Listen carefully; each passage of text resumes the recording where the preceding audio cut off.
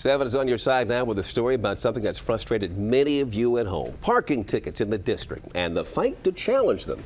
Tonight, we've got two separate stories that may surprise you. And this comes at a time when two D.C. council members are about to take action. Our Chris Van Cleve has been investigating this issue.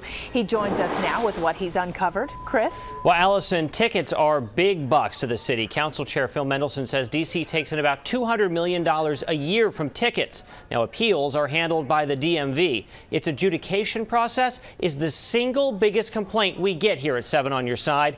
Finally, several members of the city council are now saying what you've been telling us for months. There's a problem at the DMV. They're just taking my money. Kristen Eliason is frustrated with the DC DMV. She used her Park Mobile app to buy 2 hours of parking on Independence Avenue. I came back at 3:45, almost exactly, and this ticket was issued at 3:28 p.m. But you had paid to park until 4:03. She sent the DMV this Park Mobile printout, clearly showing she'd paid to park at the time the ticket was issued. Her appeal was denied for insufficient evidence. We've heard that before.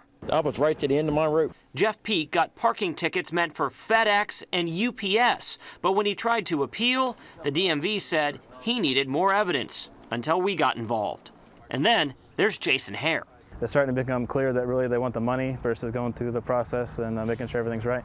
Hare got a speeding ticket from this camera on 295 at Benning Road in January of 2012. He fought it, but 14 months later, he was still waiting to hear the results when tax time 2013 rolled around. I received a letter from the city saying they're going to offset my tax return and take the money for the fine out of my taxes. You heard right. The city took $125 out of his tax return to pay a ticket he was still appealing.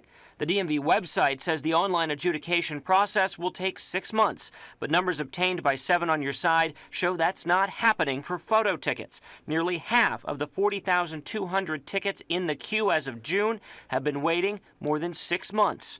4,200 have been pending for nearly a year. It drives people crazy, and I understand that, and it drives me crazy when I learn about these situations, and the city has an obligation to step in and be fair about it. Council Chairman Phil Mendelson is proposing legislation that would void tickets like Jason's if a written decision has not been provided within 6 months. The hearing officers are completely inflexible, or they'll almost, act, in defiance of facts. And Mary Che, who chairs the City Council's Transportation Committee, is now saying something needs to be done. She's planning oversight hearings to demand answers from the DMV. What is going on over there, and what is your plan to fix it? But that fix won't come soon enough for Eliason. She tried further appealing her ticket following the directions on this hearing record document from the DMV, telling her, please send payment for the ticket along with a $10 appeal fee. The DMV would later deny the appeal because she paid the ticket. So do you feel like you got a fair hearing? No, I don't.